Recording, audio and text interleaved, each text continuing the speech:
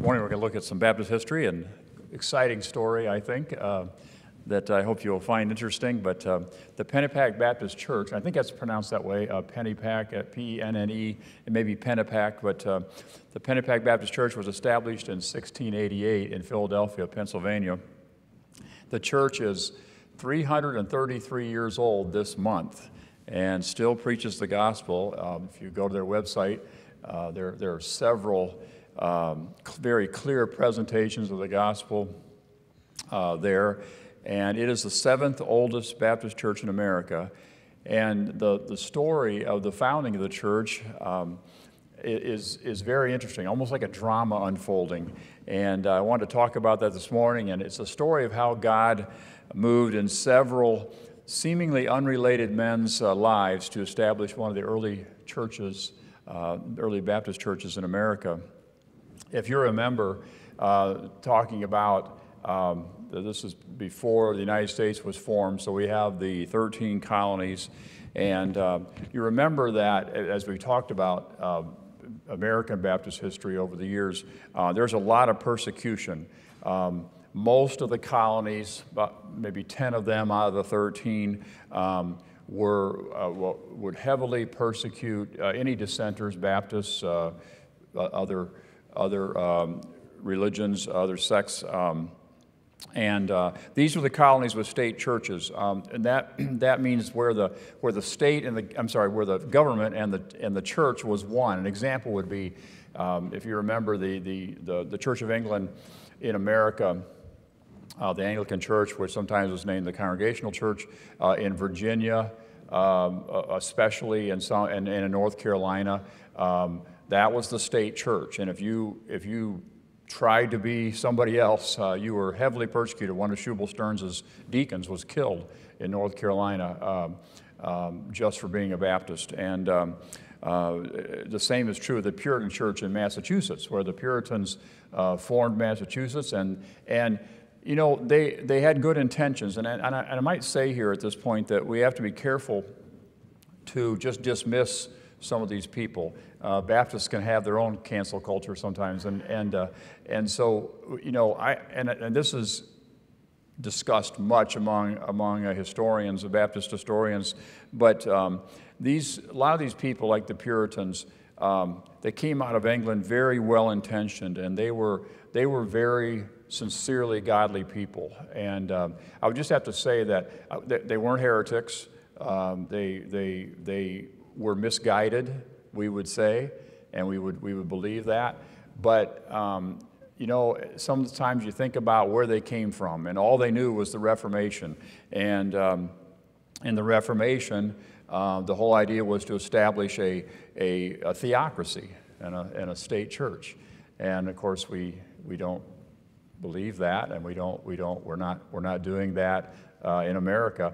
But that is a lot of well-intentioned people, and then of course they're human, they're sinners, and that takes then a bad turn, and so that's what happened in many of those colonies. But Pennsylvania is our first study in this drama, and Pennsylvania is one of the colonies where soul liberty or freedom of religion was allowed, and William Penn, who is the son of a very famous admiral in England at that time, early in his life, he embraced the beliefs of the Quakers, and this is a dissenting belief in England, so it wasn't agreed to by the Church of England, didn't follow the Church of England, and he was persecuted greatly for this, in several times, 1666, and 2 years later in 68, and 1671, he was jailed. He was thrown into the Tower prison in London for his convictions.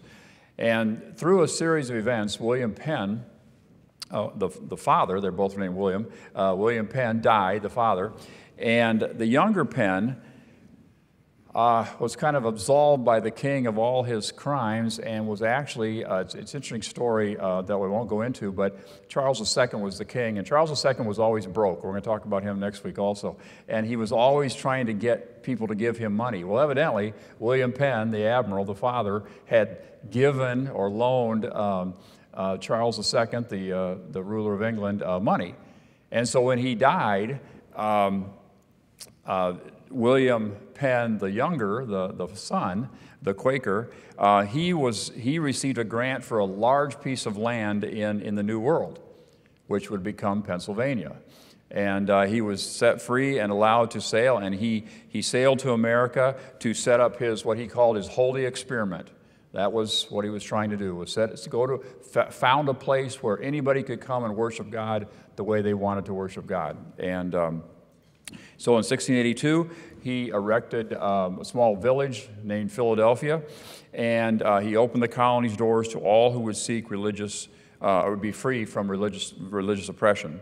Many Baptist preachers and folks, farmers from Wales came over. Many dissenters from England and Ireland came over and settled around this city, this new village of Philadelphia. These men and women, many of them Baptists in their convictions, again, along with the Irish and the English, would become really the principal players in our drama that's setting up here. And so Penn governed the colony very wisely for 2 years before he returned to England. And I was just thinking this morning, most of us, if not all of us, this has nothing to do with Baptist history, have a picture of William Penn in their home. Did you know that? He is the picture on the Quaker Oats. And so if you have that, take a look at him. He may be canceled soon, so enjoy his picture while we see it. But so he began Pennsylvania, a haven for freedom of religion. Our second person in the story is Thomas Duncan, and Thomas Duncan was a Baptist preacher in Ireland. He fled Ireland under great persecution. He went initially to Rhode Island, where Roger Williams and Dr. John Clark had set up the first Baptist churches in America, and they, of course, had soul liberty. They had freedom of religion there. And then after Pennsylvania was founded, he decided to leave Rhode Island and travel south to bring a Baptist presence to Pennsylvania, again, where William Penn had established his holy experiment. And just outside the village of Pennsylvania, he began the first Baptist church ever begun in the state, in the colony of Pennsylvania. He would die several years later, but in his final years on earth, it would certainly be viewed as his crowning achievement in life, what is about to happen. It could easily be argued, one Baptist historian said that his divine appointment was to be the right man at the right place at the right time. Then our third person, and our most important, I hope this is not confusing, I'm putting together here, we have Pennsylvania founded, Thomas Duncan also coming over from Ireland because of persecution. But our third character's name is Elias Keach. And this is our most important character in the story, and he is also the son of a very famous person in England. His father was a Baptist preacher, Benjamin Keach. And Benjamin Keach, we haven't studied much, but Benjamin Keach is considered maybe the greatest theologian in England at that time, Baptist theologian. And Elias was raised in this wonderful Christian home, but even though he was raised in that home, he was not saved until later in adulthood. Unfortunately, he was a wild man, a wild young man, and broke his parents' hearts. And he sailed to America to seek his fortune. At some point on the journey, which would be much in character for this young man at that time, he decided that he could deceive everyone by acting like a preacher and pass himself off as a minister and make a lot of money doing that, he thought. So who would ever suspect, he thought. First of all, every Baptist knew his father's name. Everybody knew the name Keach at that time. Everybody knew his father, very well respected in both England and in the New World. And so he did just that. He dressed in black, he put on a collar, and he passed himself off as a minister. Being raised in a pastor's home, he knew how to talk like a Christian, but he didn't know just how to talk like a Christian. He knew how to preach, and he knew sermons that he listened to his father preach. And so he arrived in Pennsylvania with a great anticipation.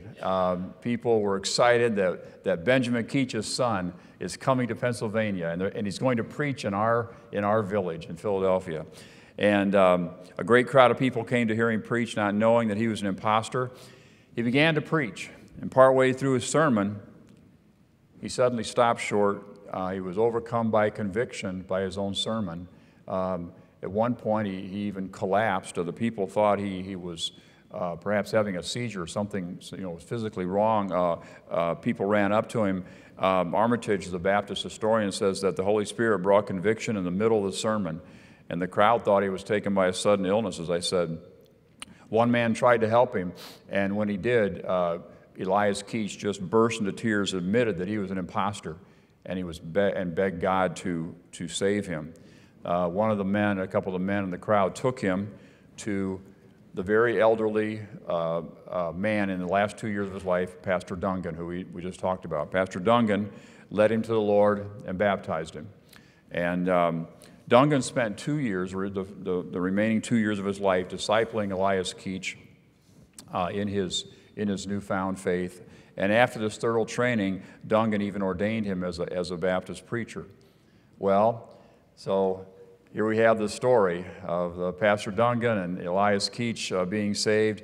And in 1688, 2 years later, those same people that he had tried to deceive in that preaching time called him to be pastor of the Pennepack Baptist Church, and they founded the church there. He was the first pastor. Pastor Keach was greatly used of God. For all intents and purposes, the Pennepack Baptist Church became the foundation for all the work of the gospel throughout the colony of Pennsylvania. It became the mother and grandfather and grandmother of many churches and mission work. Elias Keach wouldn't live much longer. He died at the age of 34. But 2 years before he died, he was led of God to resign Pennepack Baptist Church and return to England and renew the relationship with his parents. So can you imagine the thrill of his parents at seeing their son again now that he was saved? That be an encouragement to us that, number one, our prayers are answered by the Lord. They may not be answered today. The Lord has his timing, but also that God has promised that his word will not return to him void. And even if we don't see immediate results. And I want to thank the Lord for that. He would start a church there in the last 2 years of his life in London.